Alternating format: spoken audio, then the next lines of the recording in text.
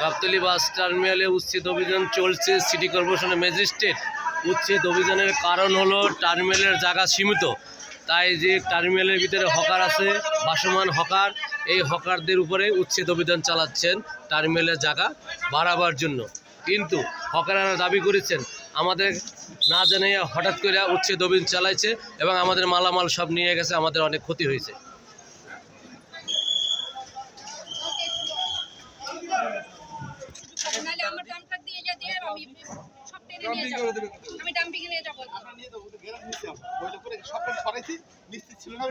Suman